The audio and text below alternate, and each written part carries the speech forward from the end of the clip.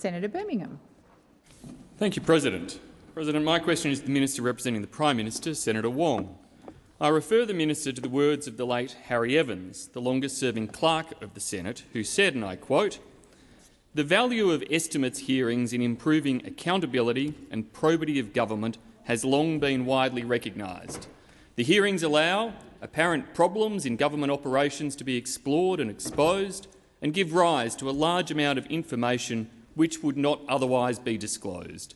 They have come to be recognised as a major parliamentary institution of accountability." Minister, won't the government's plans to axe a full week from the traditional 4 weeks of Senate estimates lead to less accountability, lower standards of probity, reduced disclosure of information and mean that any problems in government operations are not properly explored and exposed by the Senate? Thank you, Senator Birmingham. Order. Order. Order. I'm waiting to call the minister. Order. Senator Wong. Senator Watt. Minister Wong. Thank you, President, and thank you very much for that question, especially on a day where the House has just censured the former Prime Minister for dual. No, I'm happy to take the questions. You know, you did 9 years. You had 9 years, and Minister Wong, please resume your seat. Order. Order. Senator Cash, Senator Henderson, Senator Dean Smith. Minister Wong, please continue. I'll take the interjection because you're right. You know, the parliament under you was a parliament which was not respected. The parliament under you was a parliament because the Westminster system does actually require ministers to be accountable through the parliament to the Australian people. Who was the accountable minister in that place? Mr Morrison and another. So don't come in here telling Australians you care about accountability when they saw 9 years of cover-up, saw 9 years of sports rorts, saw 9 years where you refused the basic standards of probity. Minister Wong, please resume your seat. Sorry. Order on my left. Your leader has asked a question. I cannot hear the response. Minister Wong, please continue. Thank you. And I remind those opposite of some of their standards of accountability.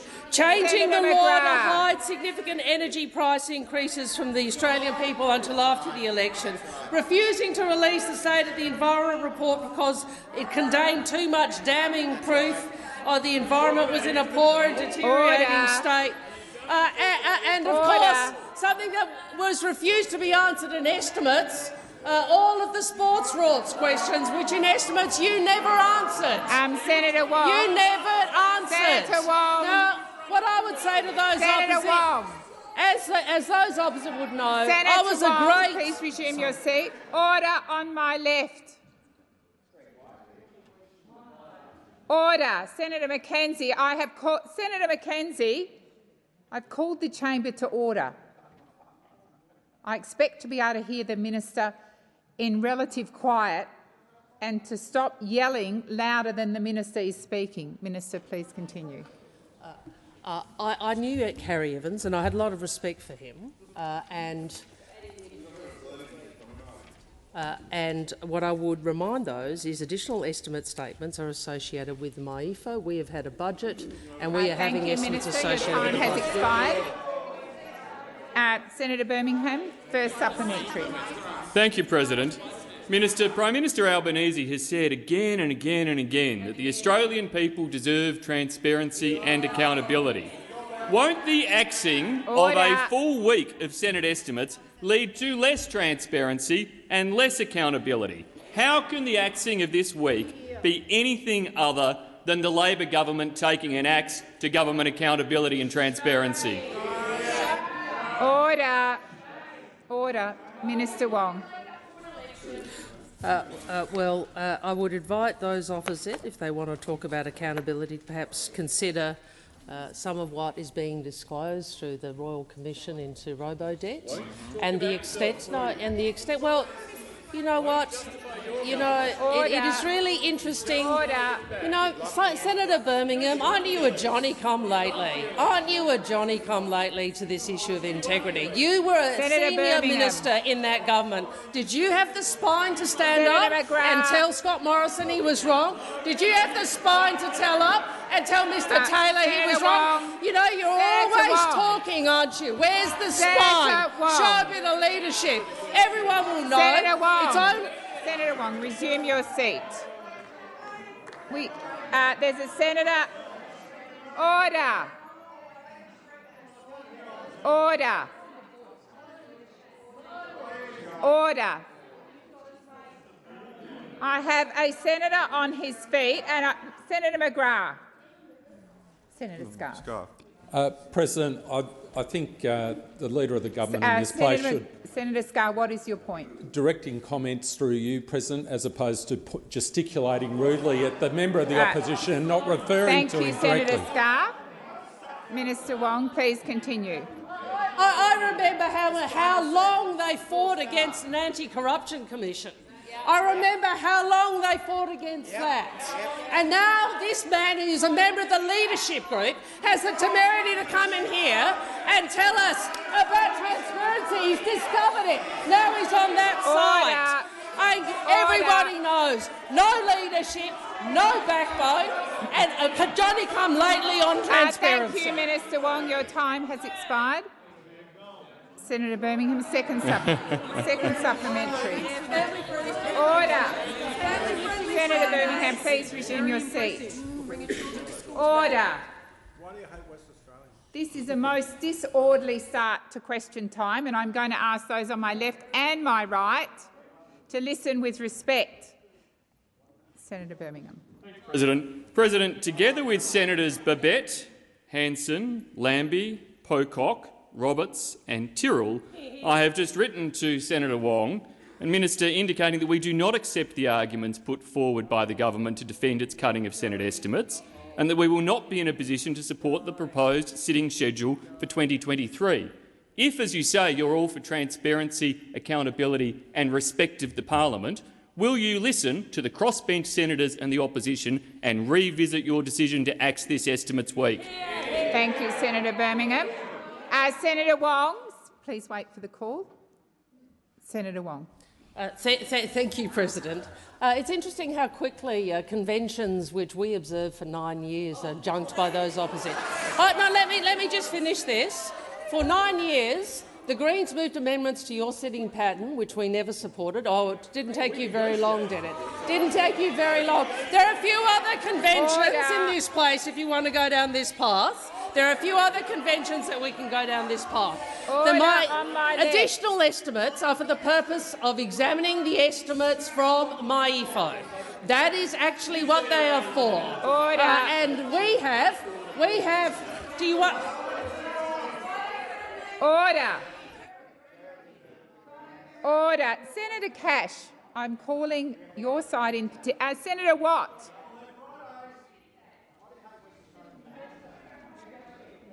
I'm waiting for quiet until I call the minister back again. Minister. As I said, the additional estimates have been for the purpose of examining a mid-year economic and fiscal outlook update.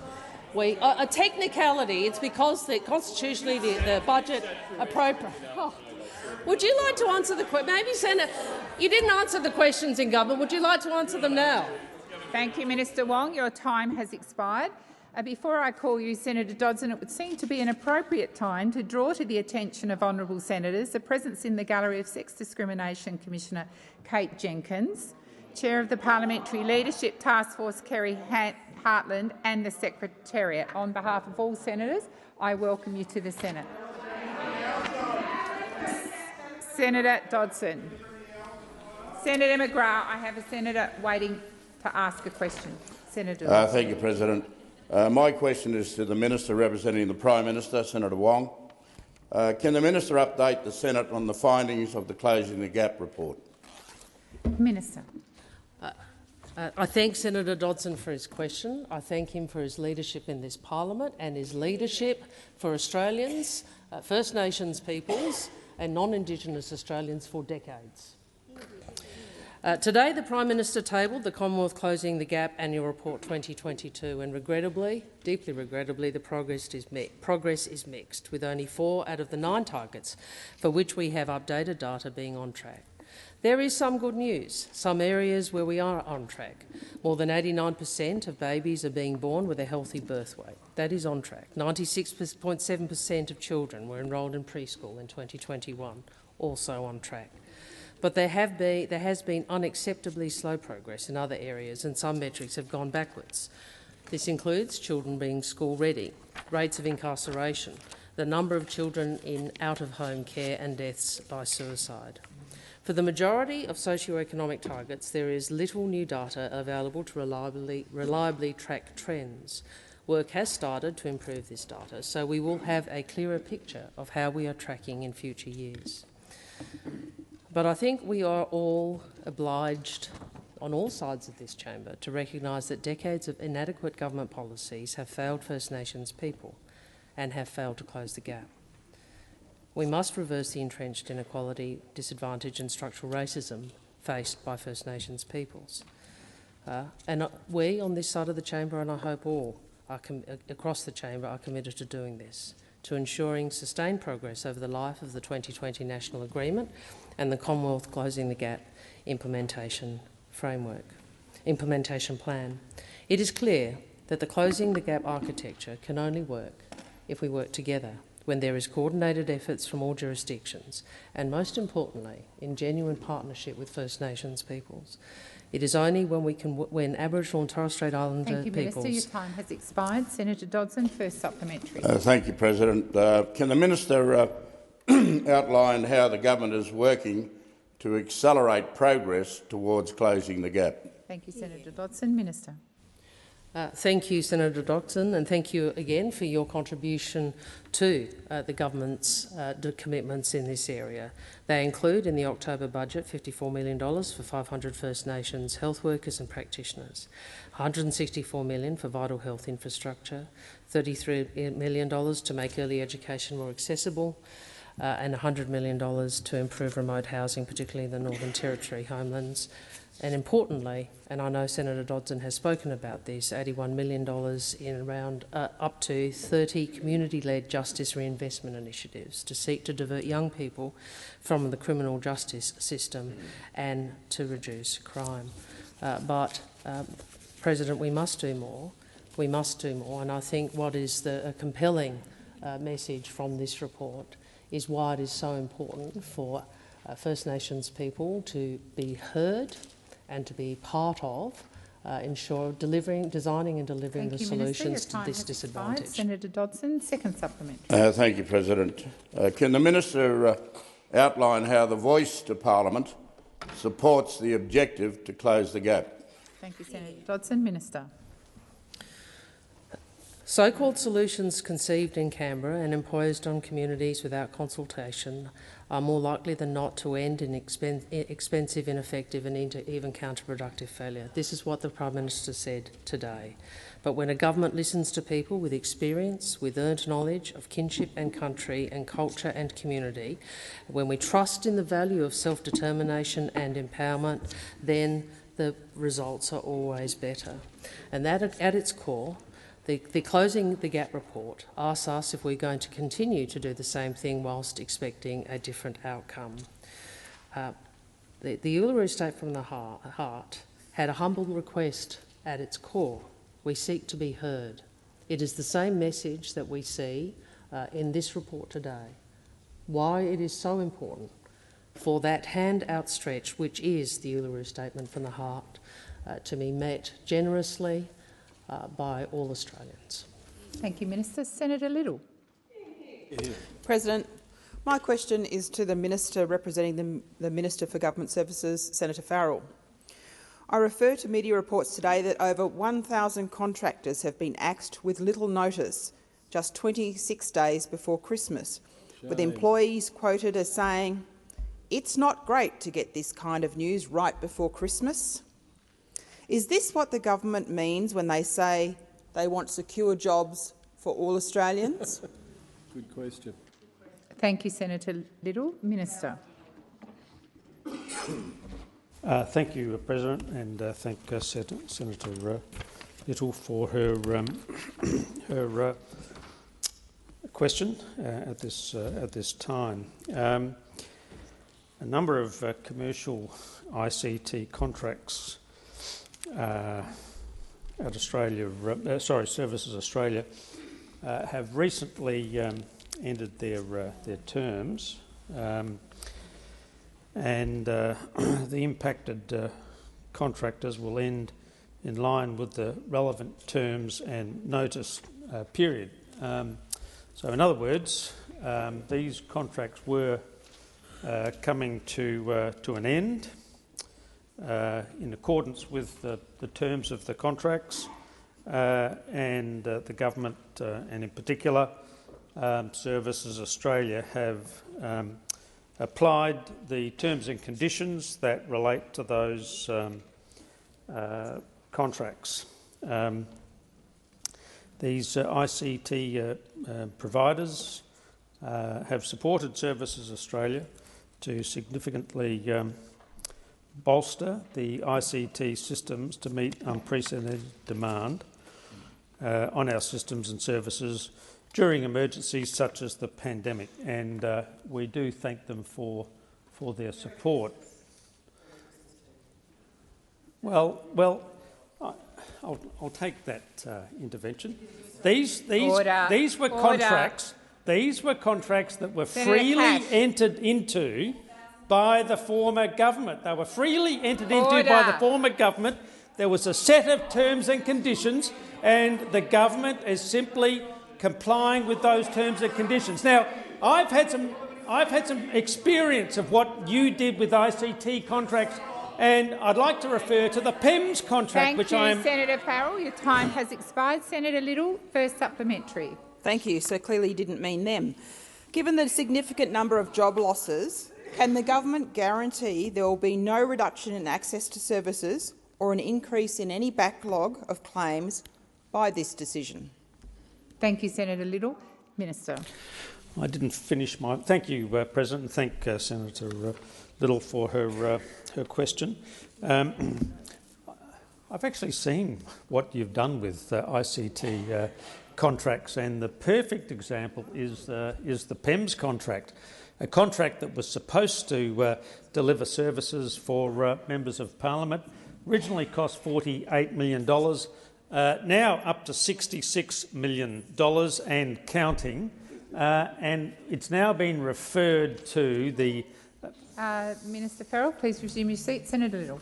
Point of order, President. The question was about reduction in services and backlog. Thank you, Senator Little. I'll draw the minister back to the question. Thank you, Minister Farrell.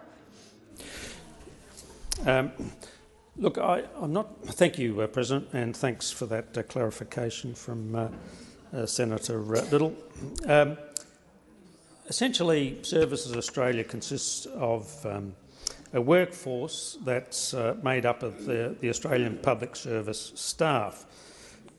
These staff are, from time to time, supplemented by contractors, and that's the people that we're talking about at the moment. These numbers go up and down depending on government priorities and changing circumstances.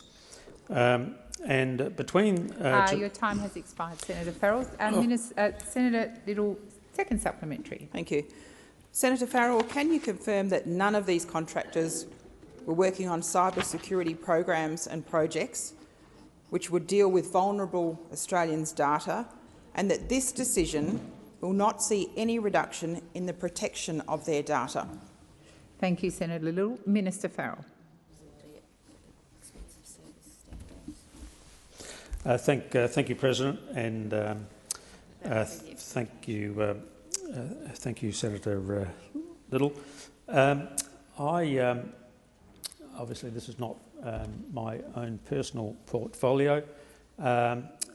I would not expect that there would be any reduction in services through this process, and particularly as it relates to the issues that you've just mentioned in your in your question, but I will have a chat with the Minister, and I'll come back to you if there is any issue different to what I've just said. Thank you, Minister Farrell. Senator Cox. Is to Senator Watt, the Minister representing the Minister for Infrastructure, Transport, Regional Development and Local Government. In this government's first budget, $1.9 billion in equity investment was allocated for the development of the Middle Arms Sustainable Development Precinct in Darwin Harbour. Part of this funding is for a common-use marine infrastructure. Can the government rule out this port will have a fossil fuel component, such as a gas-fed petrochemical hub? Thank you, Senator Cox. Minister Watts. Thank you, President, and thank you, Senator Cox, for your question. As you're aware, and as you've said, the government will provide $1.9 billion in planned equity to support the development of the Middle Arm precinct in Darwin, together with regional logistic hubs along key transport links. It is intended to be a multi-purpose precinct, so I'm not at a position at this point in time to rule in particular developments or rule out particular developments. But this investment will enable the precinct to be globally competitive and sustainable, with a focus on low emission production, green hydrogen and critical minerals processing. Demand, as you're probably aware, Senator Cox, is growing for clean energy sources, particularly in the Northern Territory, and Labor's investment will help position the Northern Territory and Northern Australia to diversify their economy and create new jobs. This investment is not a subsidy for fossil fuels in the way that some people have characterised it. Rather, funding will go towards infrastructure that will support users to export clean energy, critical to meet our commitment to net zero, like green hydrogen and lithium batteries that are critical to decarbonisation.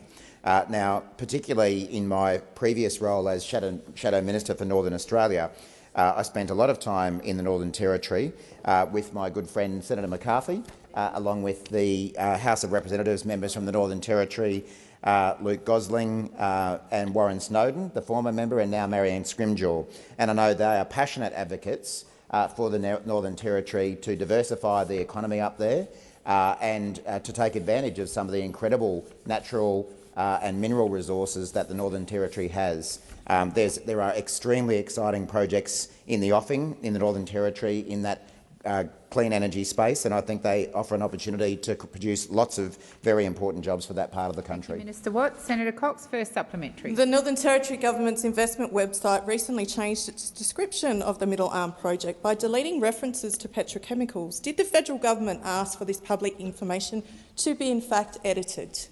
Thank you, Senator Cox. Minister. Well, I don't know what evidence Senator Cox has for suggesting that the federal government may have been involved in this, and I really think that questions as to what the Northern Territory government puts in documents are questions that should be directed to the Northern Territory government. Minister Watt, please resume your seat. Senator Cox. On a point of order of relevance, it was about whether the government, the federal government, gave permission for this to be edited. Thank you, Senator Cox. The minister is being directly relevant. Minister Watt, please continue. Well, excuse me. As I say, President, questions as to what the content of Northern Territory government documents do or do not contain should be directed to the Northern Territory government. And I mean, it's all very well for the Greens to roll in, as they like to do, and say, "Did you do this? Did you do that?" promoting some kind of conspiracy theory without any evidence for it whatsoever. Perhaps Senator Cox would like to present any evidence that she has to suggest that the federal government was involved in that. So, as I say, this is a really important development for the Northern Territory that the federal government is very pleased to back, and it provides an opportunity for some very important job development in the Northern Territory going forward. Thank you, Minister Watt. Senator Cox, second supplementary. When I attended COP27 this year in Sharm el-Sheikh, I heard about the government's commitment to the protection of mangroves. Darwin Harbour has significant mangroves. How many hectares of mangroves will be destroyed by blasting and the creation of Middle Arms federally funded marine infrastructure? Thank you, Senator Cox. Minister Watt. Thank you, President. And I'm very well aware that the Albanese government does take issues of environmental protection, including mangrove protection, extremely seriously. I know that Minister Plibersek is doing a lot on this front, particularly as the Environment Minister for their country. Minister Watt, please resume your seat. Senator Cox. Again, point of relevance. Point of order on relevance. How many hectares of mangroves are going to be destroyed by this marine infrastructure being developed? Thank you, Senator Cox. And you also referenced COP, and I do believe that the minister is being relevant. Minister Watt. Thank you, President, and again thank you, Senator Cox. Of course, this development, like every development that is proposed for Australia of the scale of this development, will have to go through an EIS process. That EIS process would consider the very matters that Senator Cox is questioning, and that is the appropriate process in which to make those sorts of decisions based on expert evidence about what all of the environmental impacts of this development would be, whether they be about mangroves or any other feature of the development. So, as I say, and as I've continued to say, this is an important development for the Northern Territory, and it's an important development for the entire country. We support it, we support the jobs that come with it, and we support the clean energy that will come with it as well. Thank you, Senator Watt. Your time has expired. Senator Walsh. My question is to the Minister for Women, Senator Gallagher. And in asking it, I acknowledge the early educators, disability workers and hospo workers from the United Workers Union in the gallery today. Welcome. Can the Minister give an update on how the government is working across the parliament to progress recommendations from the Set the Standard report? Minister. Thank you, President. I thank Senator Walsh for the question and welcome those representatives from unions joining us today, and also acknowledge Kate Jenkins and Kerry Hartland and the team from supporting the Parliamentary Leadership Task Force, and of course Kate Jenkins is the author of the Set the Standard report, and so fabulous to have you here as well. Today we acknowledge the one-year anniversary of the Set the Standard report and its findings that Parliament House was lagging behind the rest of the country when it came to a safe workplace for staff and in particular women. It was all there: gender inequality with a lack of women in senior roles, a lack of accountability in systems, a work hard, play hard culture that left some, particularly young staff and young women, vulnerable to exploitation and sexual misconduct, and high levels of power and discretion in relation to employment, combined with insecure employment. I would like to thank all of those current and former Parliament House staff who came forward to talk about their experiences working in Parliament. Many of those experiences are harrowing, and speaking out must have required enormous strength and bravery. A centrepiece reform from the report is the establishment of a new HR entity body for parliamentarians and their staff to provide independent advice and support and drive an agenda of professional development and best practice, training and continuous improvement for staff. The recommendation flowed from the Set the Standard report, and staff across the parliament have been consulted on how this new HR body should operate in practice. And I would like to acknowledge the work that's gone in by Meg Brighton and her team in the Parliamentary Workplace Support Service, which has made such a difference in such a short amount of time. We know that staff trust it, they like using it, and it's been a really welcome addition to the infrastructure here. Cultural change in Parliament will only happen when we all work together, and I'd like to acknowledge Senator Farrell, Hume, Davies and Waters for their work on us and joining us on the Parliamentary Leadership Task Force. Thank you, Minister. Senator Walsh, first supplementary. Thank you, President. Can the Minister update the Senate on how Parliament House can work towards becoming a model workplace? Minister. Thank you, President. I thank Senator Walsh for the question. Ensuring our Parliament reflects the community we serve is critical to becoming a model workplace. The Parliament is a different place from a year ago, with the highest number on record of women across both houses, 38.4% in the House of Representatives and 56.6% in the Senate. There are now 10 women in Cabinet, the highest number ever to hold positions in an Australian Cabinet. At the heart of the continuing work to become a model workplace is the experience of staff. So thank you to all who continue to advocate for change and to your respective unions. Labor strongly supports the creation of a staff advisory body to support the multi-party Parliamentary Leadership Task Force and are committed to ensuring that staff voices are heard. Yesterday, the Joint Select Committee on Parliamentary Standards tabled their report on codes of conduct.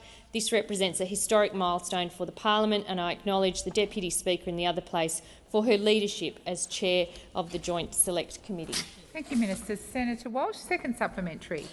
Thank you, President. Can the Minister please update the Senate on why these reforms are so critical to improving conditions that will benefit workers in Parliament? Thank you, Senator Walsh. Minister.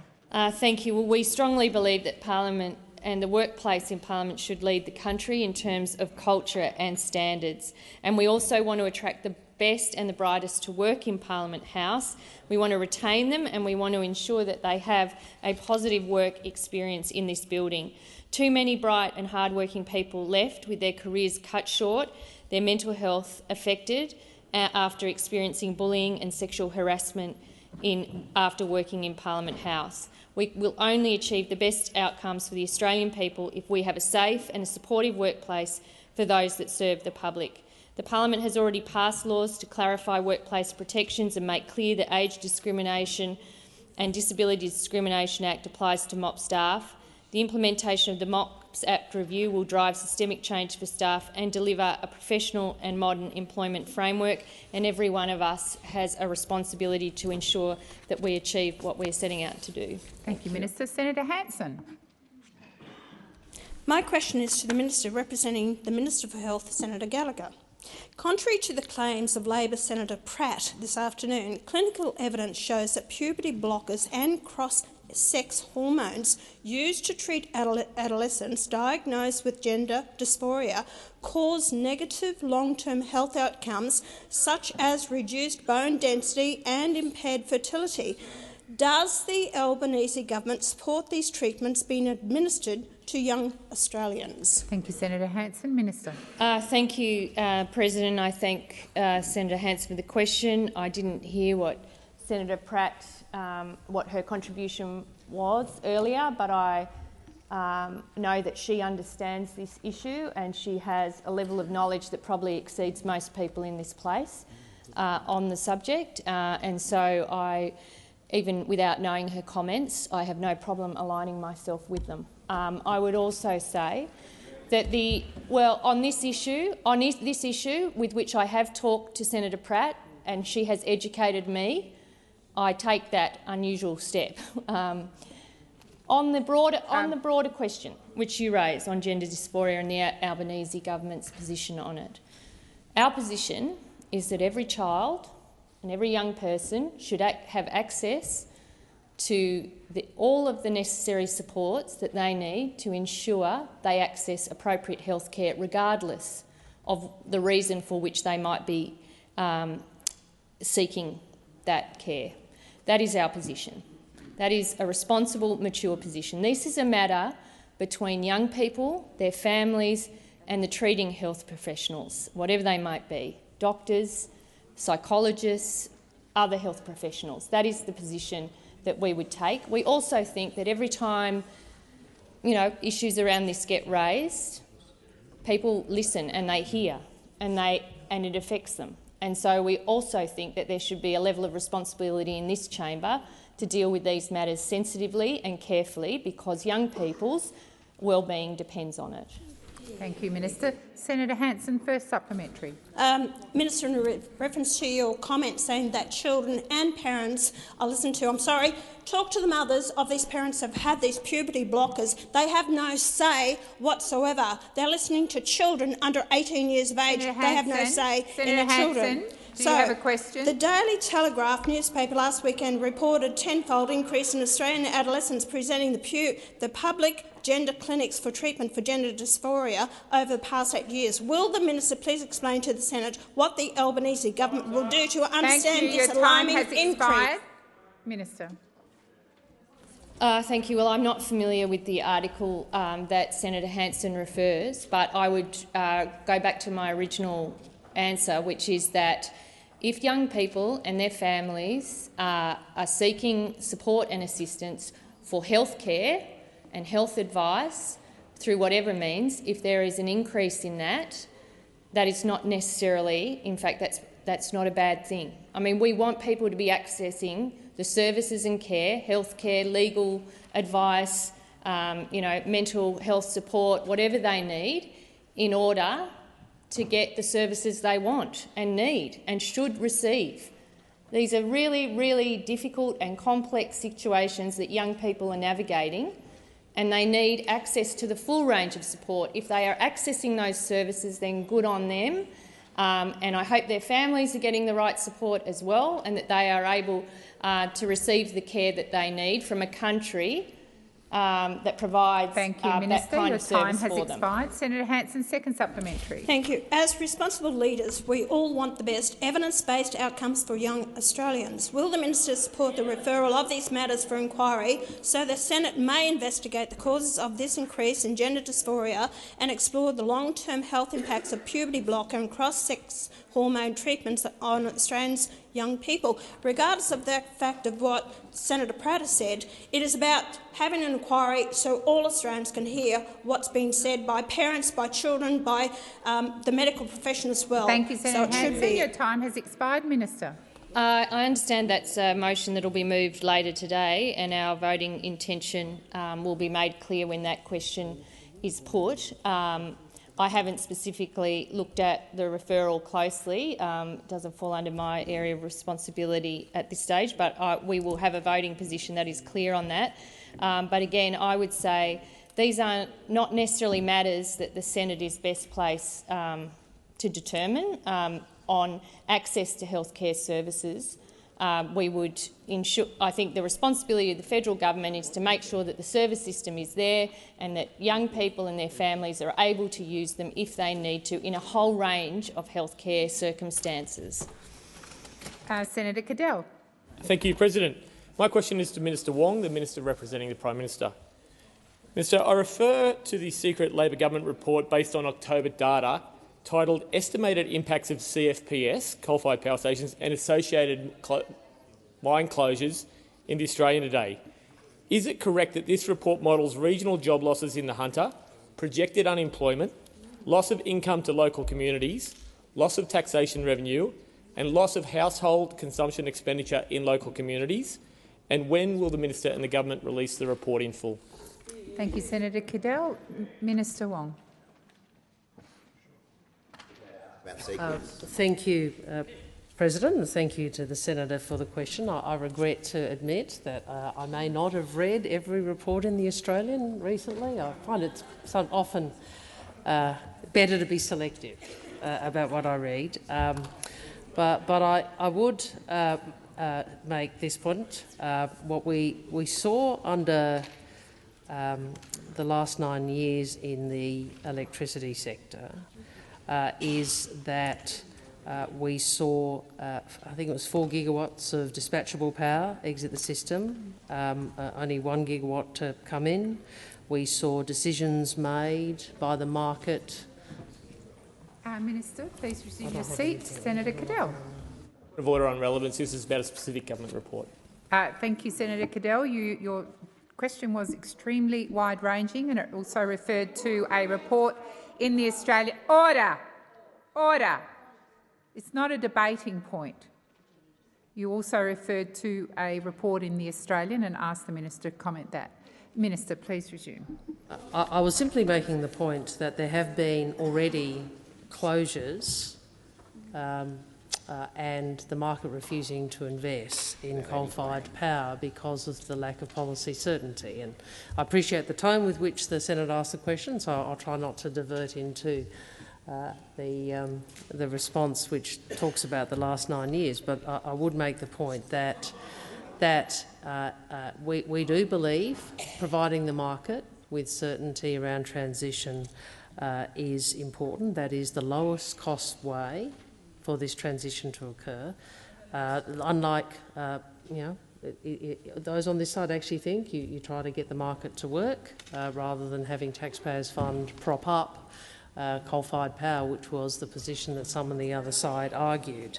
I'm not familiar. I've been upfront with you, Senator. I'm sorry, I'm not familiar with the actual article in question and whether it refers to a... Well, yes.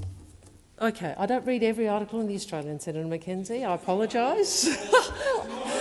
No, it's just not the sort of first priority in terms of reading. But anyway, that's okay. But I will endeavour to see if the report... Thank you, Minister. Your time has expired. Senator Cadell, first supplementary. Thank you, President. I again refer to this secret report, again named Estimated Impacts of CFPS, coal-fired power stations and associated coal mine closures. From your there, it has been reported in that report that this secret report shows a spike in hunter employment and local jobs of about 800 jobs. Is this distressing news for the Hunter region correct, or is it erroneous?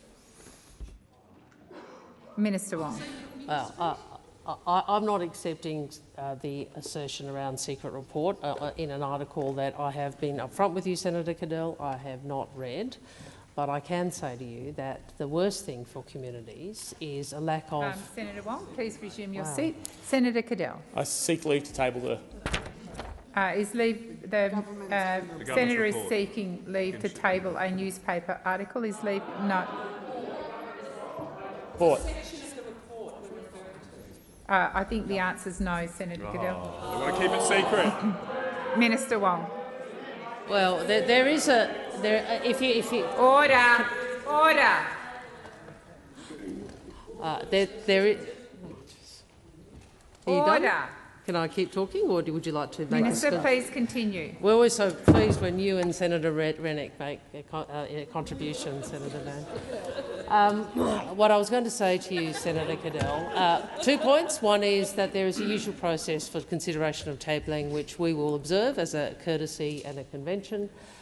Secondly, I would make the point that what is bad for communities is lack of policy certainty and unplanned exits from of generation from the system, which is what occurred under the chaos of the previous government. We have no intention of that repeating. We are going to ensure we deal with this transition, which we have been upfront about, in a way that recognises the need to ensure security of supply and... Senator Cadell, second supplementary. Thank you, President. Again, I refer to the same document, the estimated impacts of CFPS and associated mine closures.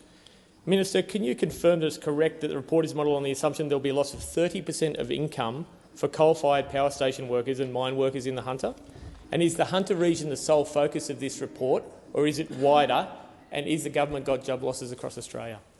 Thank you, Senator Cadell. Minister. No, I'm not going to confirm that for the reasons I've articulated previously. And what I would say to those opposite is this: the majority of the global economy has committed to net zero by 2050. If we are not in a position to compete in that global economy, that is what will affect Australia's GDP growth, Australian jobs, and the prosperity of future generations. And I know you all want to think that you can live in the past. We can live in the past, and we can go back to the 1950s. But if you're committed to net zero, you're committed to transition the Australian economy. The difference between you and us is we will have a plan. We will have a plan. We will implement a plan. We will ensure that we increase Australia's costs. Minister Wong, please resume your seat. Order. Order. Order. I had to call the minister then about 5 times because there's so much noise in here my voice can't be heard. I ask you to... Senator Canavan. I am asking you to listen in silence to the remaining time the minister has. Minister. If those opposite are also committed to net zero, I hope they have a plan too, because we have one and we will implement it and we will give people certainty. Thank you, Minister. Senator McKim. Thanks, President. My minister is...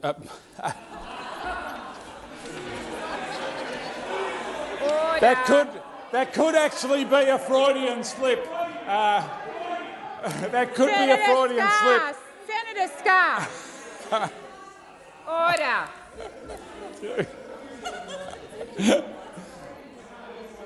President, I might start again.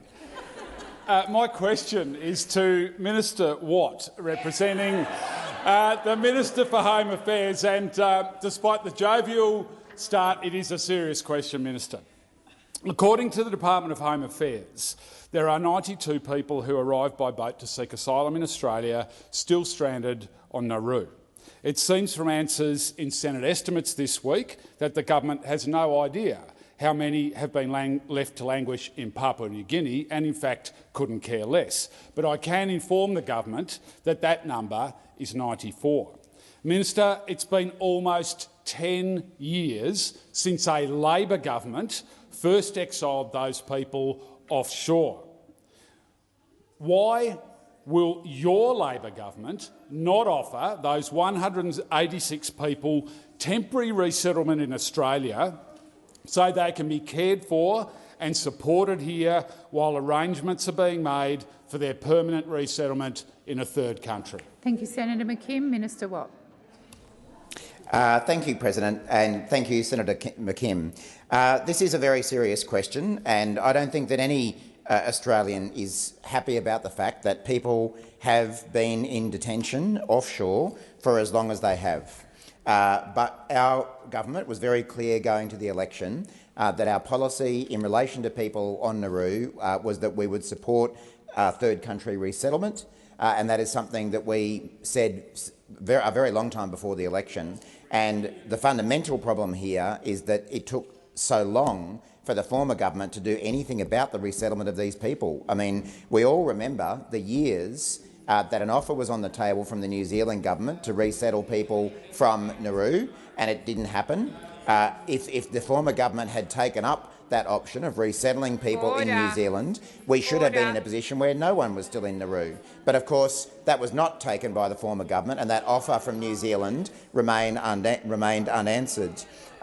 We are certainly continuing to work with a number of third countries to consider facilitating resettlement, and that remains our policy. In the meantime, as Senator McKim may be aware, we have also made a commitment to make permanent the very large number of people who are in Australia on temporary protection visas, who have been on those for far too long and have been left to languish in that situation while on Australian soil. So we are doing a lot of work across a range of visa categories. I was talking yesterday about the work that we're undertaking to clear the visa backlog as well, but our position remains that people on Nauru should be resettled in third countries, and we continue to work very hard with those countries and the people themselves to enable that to happen. Thank you, Minister Watt. Senator McKim, first supplementary. Thanks, President. There are over 5,000 people who arrived in Australia by boat to seek asylum since 2013, and over 2,000 of that 5,000 were never actually transferred to either Manus Island or Nauru. People from the same country arrived on the same boat at the same time, and they were separated to totally different futures by completely arbitrary decisions. Why are some of them now worthy of permanent protection in Australia, while others remain abandoned in offshore detention? Thank you, Senator McKim. Minister Watt. Thank you, President. Thank you, Senator McKim. Senator McKim. And I welcome Senator McKim recognising that our government has committed to make permanent the very large number of people who the former government left languishing on temporary protection visas. That is a position that we always opposed. We thought it was extremely unfair for people who had been granted those temporary protection visas to remain lacking certainty from year to year. And of course, there's a massive cost to taxpayers in requiring the regular processing and reprocessing of people on those temporary protection visas. So we are undertaking a lot of work to make that happen. It's not an easy process because of the sheer number of people who are on those temporary protection visas, but it's something that we remain committed to. The people, of course, who are on temporary protection visas have been found to be refugees and are owed our protection, and that's why our government is committed to ensuring that they get a permanent protection, which is what they should have been granted in the first place. Senator McKim, second supplementary. It's like an episode of Utopia in this place at times. Minister, nearly a year ago, the Morrison government callously washed its hands of responsibility for the people in that cohort still in exile in Papua New Guinea and abandoned them in a place which is not safe and does not support them. Some of them are dying there now. Will your government reverse that cynical decision and accept responsibility for the people that the Labor Party sent there 10 years ago? Thank you, Senator Kim. Minister Watt. Well, it's good that Senator McKim's been able to get his video through social media, which is what we know that was all about and what it's always about from Senator McKim.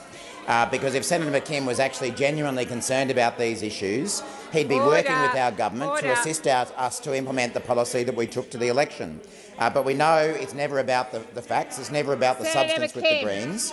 It continues to be... Minister Watt. Here's some more video for Senator McKim. Minister Watt. Senator McKim, you have asked your question. I would ask that you listen in silence. Minister, please continue. Senator Whish-Wilson, I don't need commentary from you either. I've asked for silence. I've asked for silence. Minister Watt. Thank you, President. And as I say, it's disappointing that for the Greens these issues are always more about the social media clip or about the stunt rather than about the substance. Exhibit A, B, C, D, E and F. Please resume Senator McKim, please resume your seat. I have a senator already on his feet. Senator Scarr. President, I refer to Standing Order 193 in relation to imputation of improper motives. Senator McKim cares deeply about this issue. He has a right to ask questions without having improper motives imputed to him. Senator Scarr, Senator McKim, please resume your seat. On the same point of order? Yep. That was exactly the point of order I was about to make. You're entitled to ask your questions in this place without having your motives impugned in such a way. That is, quite frankly, a disgraceful accusation from Senator Watt, and he should withdraw it. I'm going to ask both senators. Your question, Senator Wong, I'm responding. Senator McKim, your question, in my view, was asked in an extremely aggressive way. I do appreciate you have a lot of passion about the question, as do a range of senators in here on the questions that they asked, but in my view it was asked in a very aggressive way. I would remind Senator Watt of the point of order, and I would ask him to answer your question in a respectful way, but I'm asking all senators to listen respectfully as well. Minister Watt. Senator Ruston. Point of order.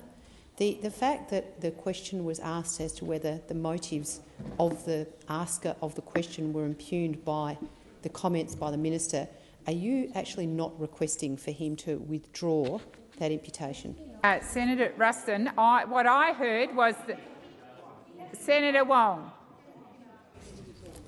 What I heard, and I am more than happy to look at this on the record, Senator Wong, please resume your seat, was a comment about the party, not the individual. If I'm wrong on that, I will come back and correct.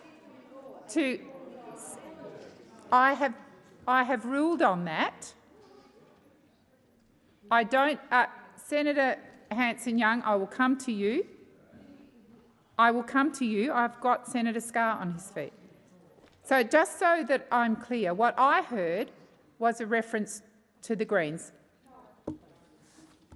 Senator Wong. I understand that Senator McKim has asked the minister to withdraw, and I'd ask you to call the minister. Minister Watt. Thank you, President.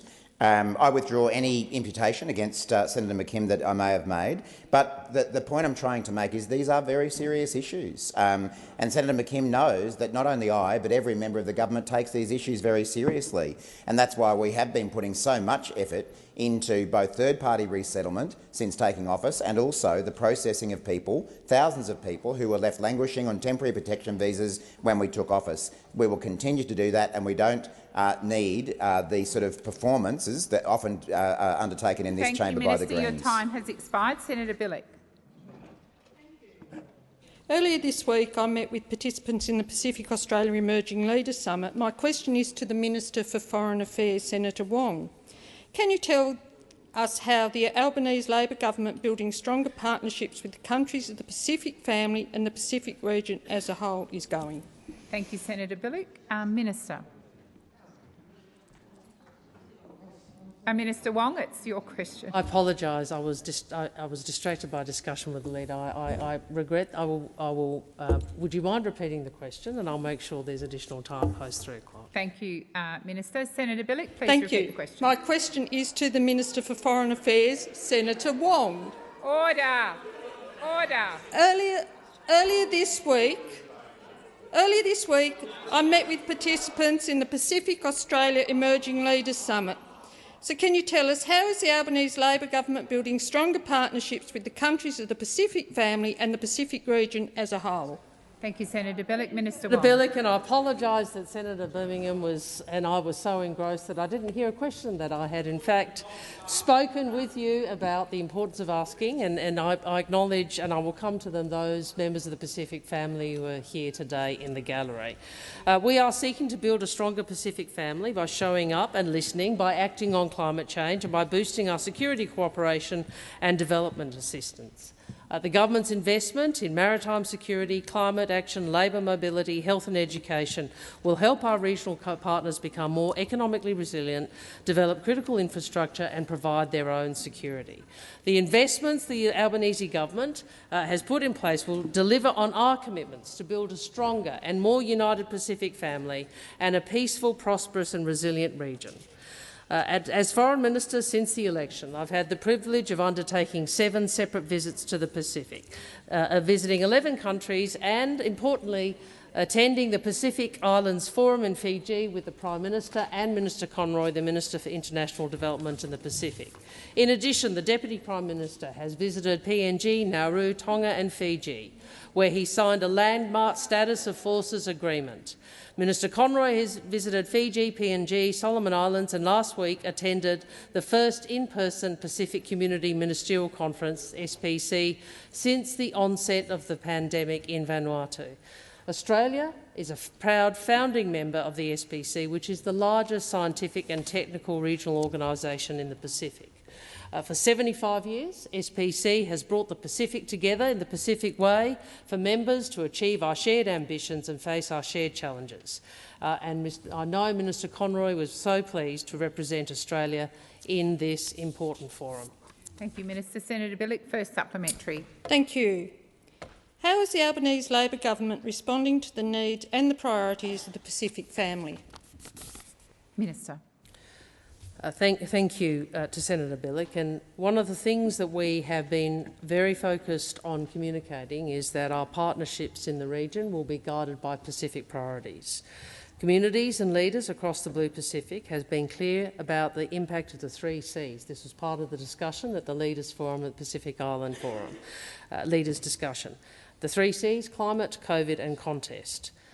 This is articulated in the 2050 strategy for the Blue Pacific continent, endorsed by Forum leaders this year, and I was very pleased to be with Prime Minister Bainimarama and other Pacific leaders at the UN when this was launched. It is a vision for the Pacific's economic, environmental and strategic future written by and written for Pacific nations and Pacific peoples.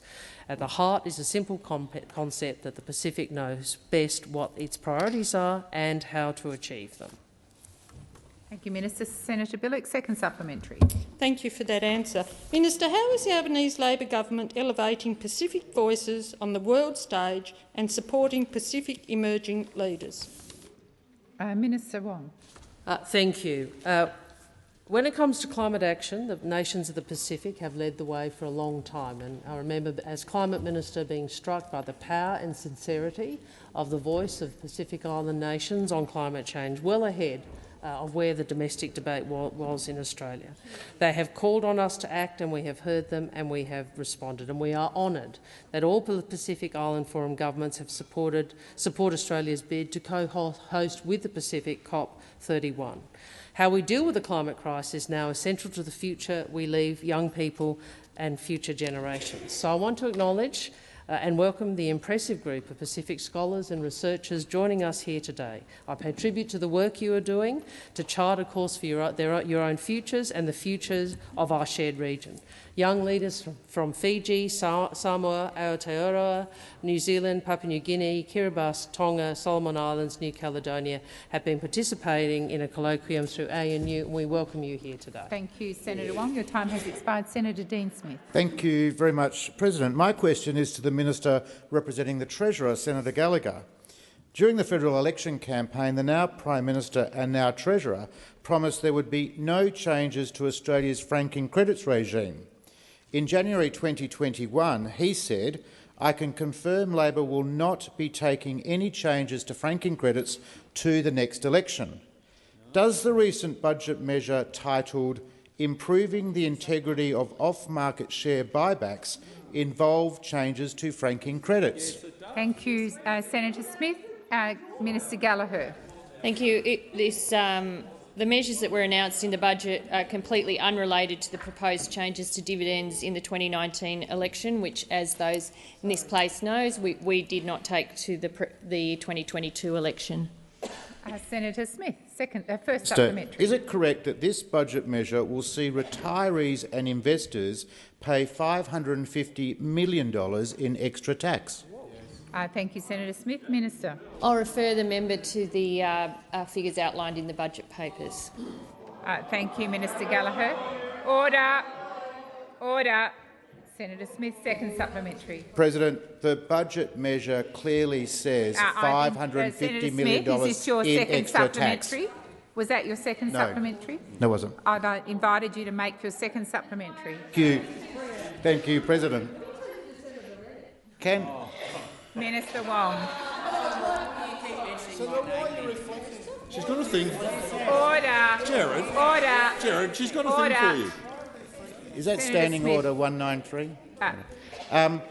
Can the minister rule out further changes to the franking credits regime under this government, and can the minister explain how retirees can trust anything this government says, given its broken promise on franking credits?